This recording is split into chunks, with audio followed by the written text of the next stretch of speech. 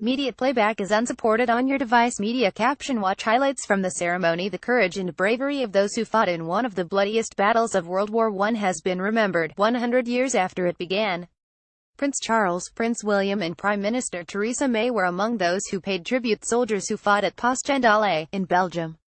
Some 4,000 relatives attended the ceremony at Tynecott Cemetery, Ypres.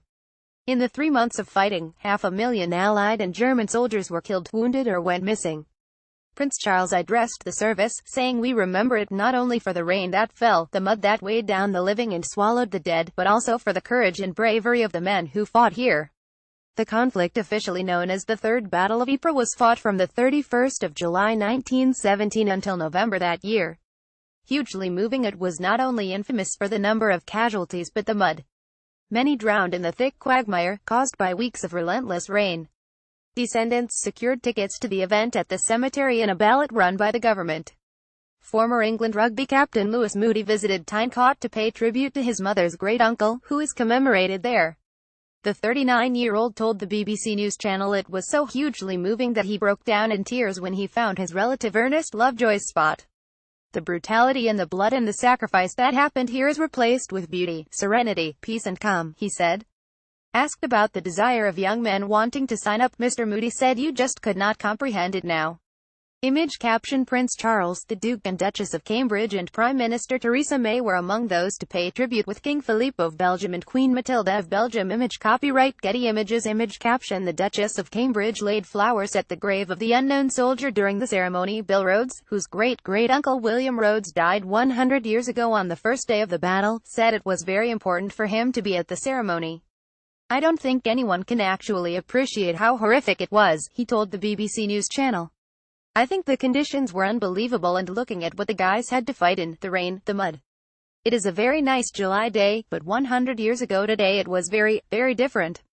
Immediate playback is unsupported on your device. Media caption. Poignant details about those who died in the Passchendaele battle are read aloud. Image caption. King Philippe of Belgium and Prince Charles also laid floral tributes during the service. Military personnel and descendants read out letters and diaries from soldiers who fought at Passchendaele. An account by Private Bert Ferns, of the Lancashire Fusiliers, who fought in the battle, was read by Fusilier Sean McClary. He said, "I staggered up the hill and then dropped over the slope into a sort of gully. It was here that I froze and became very frightened because a big shell had just burst and blown a group of lads to bits. There were bits of men all over the place, a terrible sight, men just blown to nothing. I just stood there. It was still and misty, and I could taste their blood in the air." The Duchess of Cambridge laid flowers at the grave of the unknown soldier, and Prince Charles and King Philippe led the laying of wreaths at the Cross of Remembrance. Image caption. Some stopped to take photographs of the gravestones. The ceremony ended with a flypast by the Belgian Air Force in a formation that paid tribute to the missing man.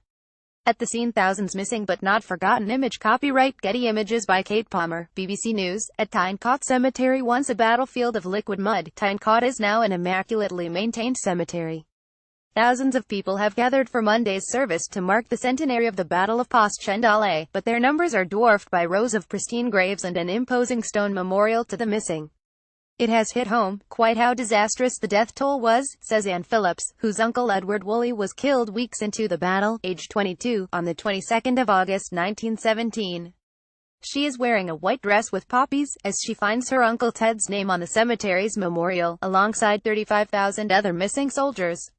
Many were a similar age to student Daniel Fay, 20, whose great-great-uncle James McBairns was a laborer in Paisley before the war.